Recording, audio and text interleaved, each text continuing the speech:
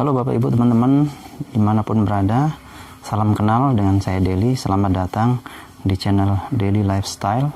Dan di video kali ini saya akan membahas mengenai cara mengecilkan perut.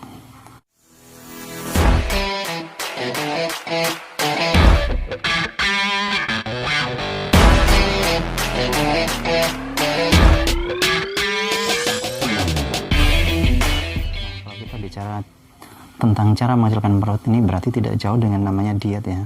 Tapi banyak yang salah kaprah di sini Bapak Ibu teman-teman. Yang namanya diet biasanya orang rata-rata itu mengurangi makan ya, semacam puasa dan lain-lain. Tapi yang ada nanti berujung malah bisa jadi penyakit ya, penyakit emah dan sebagainya. Nah, bagaimana sih cara mengecilkan perut yang sebenarnya? Nah, tentunya kita harus melakukan diet. Diet yang dimaksud adalah diet itu sebetulnya adalah mengatur pola makan atau merubah pola makan ya, bukan mengurangi makan tapi merubah tata cara pemasakannya, penyajiannya dan sebagainya ya. Karena kalau kita lihat survei di Indonesia itu tahun 2017 kurang lebih ya, itu 28% penduduk Indonesia itu terkena obesitas. Dan obesitas ini Bapak Ibu teman-teman ini adalah penyebab utama penyakit degeneratif. Dari penyakit degeneratif itu penyakit yang bukan keturunan ya, biasanya disebabkan oleh dari obesitas ini nanti terus masuknya jadi diabetes, terus jadi stroke, jadi jantung koroner dan sebagainya dan sebagainya. Nah, ini karena obesitas. Nah, kenapa obesitas ini bisa terjadi? Karena pola makan kita ya, terutama kita di Indonesia. Kita nggak bisa jauh dari nasi, dari goreng-gorengan, lemak, santan-santan dan sebagainya. Bercampur baur menjadi satu, akhirnya terjadilah penyakit. Belum lagi di makanan sekarang ini banyak mengandung pengawet, perasa, pemanis buatan dan sebagainya. Nah, ini yang bahayanya di sini Bapak Ibu teman-teman. Nah, terus kenapa sih kok ada orang yang misalnya kegemukan ya, obesitas, pengen mengecilkan badan atau perutnya pengen kecilkan, tapi kenyataannya udah melakukan diet mati-matian sampai kelaparan, tapi kok nggak ada hasil. Nah, kebanyakan orang melakukan diet itu dengan pola yang salah karena dengan cara mengurangi makan. Akibatnya apa? Di situ dietnya bukan dengan senang hati tapi dengan terpaksa, dengan stres ya. Pada saat stres itu hormon kortisol itu akan keluar ya, akan mengeluarkan hormon kortisol, dan hormon kortisol ini yang akan menghambat pemecahan lemak. Akibatnya apa? Lemak menumpuk di dalam tubuh, malah yang ada jadi gemuk. Jadi orang stres misalnya pada saat diet itu ya, justru yang ada nambah gemuk. Karena apa? Hormon kortisolnya keluar, dan begitu hormon kortisol keluar, dia akan menghambat pemecahan lemak. Kalau lemak terhambat pemecahannya, ya sudah, yang ada bukannya gemuk, walaupun bukannya kurus, tapi malah gemuk walaupun makannya dikurangi. Jadi diet itu harusnya dilakukan dengan senang hati Bapak Ibu teman-teman. Dan banyak juga orang yang dengan menggunakan cara-cara instan, misalnya membeli produk diet ya, obat diet dan sebagainya. Tapi yang perlu diketahui Bapak Ibu teman-teman, bahwa tidak semua obat diet itu bagus. Ada obat diet yang menggunakan BKU. BKU itu bahan kimia obat yang ada nanti akan merusak tubuh kita, karena sebetulnya bahan kimia obat itu dia akan mempengaruhi jantung, liver, ginjal ya, itu bahayanya. Dan banyak produk diet itu yang mengandung BKU banyak sekali. Itu sebetulnya yang dikurangi bukan lemak Bapak Ibu teman-teman. Seolah-olah badan turun karena kadar air dalam tubuh itu dikurangi. Jadi Bapak Ibu teman-teman harus bijak dalam memilih produk-produk diet, harus cari yang benar-benar alami. Dan kenapa tadi kalau saya cerita kegemukan ini banyak sekali di Indonesia, tadi kan pola makan ya. Terus seharusnya itu yang harus kita bisa jaga itu adalah karbohidrat yang masuk ke dalam tubuh. Karbohidrat itu dari nasi, terus ada tepung-tepungan semacam itu ya, ada makanan manis atau minuman manis, ini yang harus dikurangi. Bukan berarti ditinggalkan ya, tapi harus dikurangi. Dan saya sendiri sekarang sudah tidak makan nasi sudah sekitar 6 bulan ya, dan ternyata bisa, tapi tidak langsung ya. Kalau Bapak Ibu teman-teman mau nyoba, jangan terlalu ekstrim.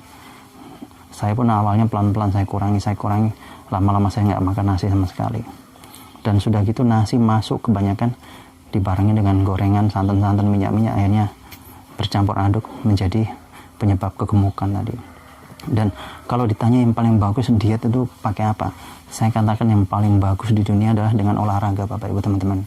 Diatur pola makannya, olahraga yang baik, Dan yang perlu diingat Bapak Ibu teman-teman, sebetulnya tubuh kita ini memerlukan namanya gula, itu cuma sedikit.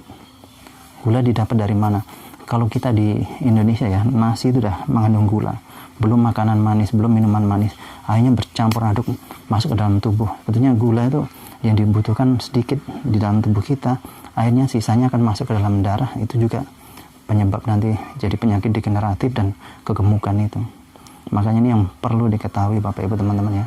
Terus ada yang orang kadang-kadang masuk ke tempat gym atau olahraga itu, atau mungkin di rumah ya, melakukan latihan kardio. Itu apakah sudah benar?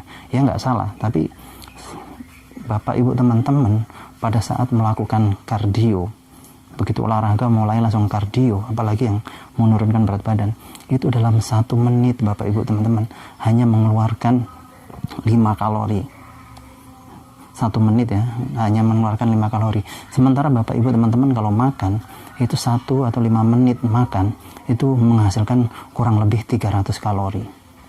Nah itu bayangkan kalau Bapak Ibu teman-teman latihan, misalkan hanya setengah jam misalkan ya, kardionya ini non-stop nih, kardio berarti kan gak seimbang sama masuknya. Bapak Ibu teman-teman latihan kardio misalnya 1 jam mengeluarkan 300 kalori, tapi pada saat duduk istirahat makan, Bapak Ibu teman-teman udah masukkan lagi kalori sebesar kurang lebih 300-an. Artinya apa? Nggak seimbang. Ini yang terjadi. Makanya kalau pola makan nggak dijaga juga, hasilnya kurang maksimal Bapak Ibu teman-teman. Dan sebaiknya kalau Bapak Ibu teman-teman mau olahraga untuk penurunan berat badan ya, untuk mengecilkan perut dan sebagainya, apakah dengan sit up cukup? Belum tentu Bapak Ibu teman-teman. Ternyata orang olahraga itu Bapak Ibu teman-teman, walaupun olahraga tidak sit up, kalau rajin itu nanti lama-lama akan turun, kempes sendiri perutnya. Karena apa? Pada saat olahraga nanti lemak kita akan dipakai. Tapi untuk olahraga yang bagus untuk orang penurunan berat badan, itu disarankan yang pertama Bapak Ibu teman-teman ya, itu harus melakukan pengencangan otot dulu. Karena pengencangan otot adalah salah satu untuk ini pemborosan kalori. Jadi kalori yang keluar banyak. Caranya apa? Bisa push up, bisa restock misalnya laki-laki ya, bisa pokoknya yang misalnya planking, sit up. Nah ini namanya pengencangan otot. Ini jadi pada saat Bapak Ibu teman-teman olahraga pertama itu, kalau pengencangan otot rangka namanya, itu fungsinya untuk membuang gula dulu. Kita energinya masih pakai gula, lemaknya belum kepake nih, energinya masih pakai gula. Sehingga kalau kita udah pengencangan otot dilakukan tadi seperti push up, restock, sit up dan sebagainya, planking, itu nanti pada saat latihan itu kan cepat sekali keluar gulanya. Begitu gulanya sudah habis, Bapak Ibu teman-teman tinggal melakukan aktivitas kardio. Itu yang dipakai untuk energi pada saat kardio udah lemak. Jadi nanti lemaknya akan turun dengan cepat. Tapi kalau Bapak Ibu teman-teman tiba-tiba langsung kardio, itu maka pada saat kardio yang dipakai itu adalah energinya dari gula. Jadi pada saat Bapak Ibu teman-teman udah kecapean, lemaknya masih ada. Itu jadi harus dibalik. Pengencangan otot dulu, atau latihan beban misalnya, latihan beban atau pengencangan otot rangka itu dengan cara tadi sit up, push up dan sebagainya. Setelah itu baru kardio. Dengan demikian itu nanti pada saat kardio udah menggunakan lemak. Kalau Bapak Ibu rajin seperti itu Bapak Ibu teman-teman ya, insya Allah dalam waktu sebulan aja bisa turun. Tapi dengan syarat pola makannya dijaga. Yang namanya santan-santan, gula, bukan berarti nggak boleh ya, tapi dikurangi sedapat mungkin. Kalau bisa yang namanya nasi juga dikurangi.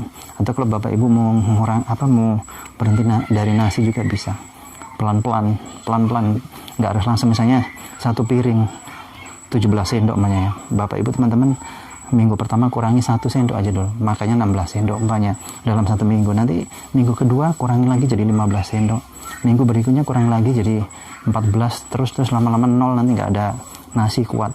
Seperti yang saya lakukan seperti itu. Jadi sebenarnya cara penurunan berat badan itu mudah Bapak Ibu teman-teman, tapi jangan menggunakan bahan-bahan kimia. Karena dulu ada tetangga saya juga, dia biasa menggunakan salah satu teh ya, itu disarankan sama temannya karena dia gemuk sekali, cewek ya, gemuk sekali, dan dia kerjanya tiap hari jahit, ikut orang ya, jadi kerjanya menjahit pakaian, tidak pernah olahraga, minum tehnya habis-habisan, pagi siang sore malam teh terus. Yang ada apa? Ujungnya berapa bulan kemudian malah sakit dan meninggal. Nah ini jangan sampai kejadian. Boleh dengan misalnya bantuan suplemen atau apa, yang kira-kira alami boleh, tapi harus tetap dibarengi dengan olahraga. Jadi beberapa kali orang nanya ke saya, tanya, Mas, produk yang terbaik untuk menurunkan berat badan itu apa? Saya katakan sekali lagi, produk yang terbaik adalah olahraga, olahraga, dan olahraga. Jadi kalau ada orang bilang, wah pakai ini bagus tanpa olahraga, jangan percaya Bapak Ibu teman-teman. Tetap olahraga nomor 1. Suplemen hanya pendampingan, tapi suplemen harus cari yang benar-benar aman. Jadi seperti itu ya Bapak Ibu teman-teman, tips kali ini menurunkan atau mengecilkan perut, dan harus tetap berlatih. Terus ingat, latihan pengenjangan otot dulu, otot rangka ya, push up, sit up, planking, dan sebagainya. Kemudian baru latihan kardio. Jadi jangan dibalik Bapak Ibu teman-teman. Oke, terima kasih atas perhatiannya. Salam sehat selalu untuk kita semua.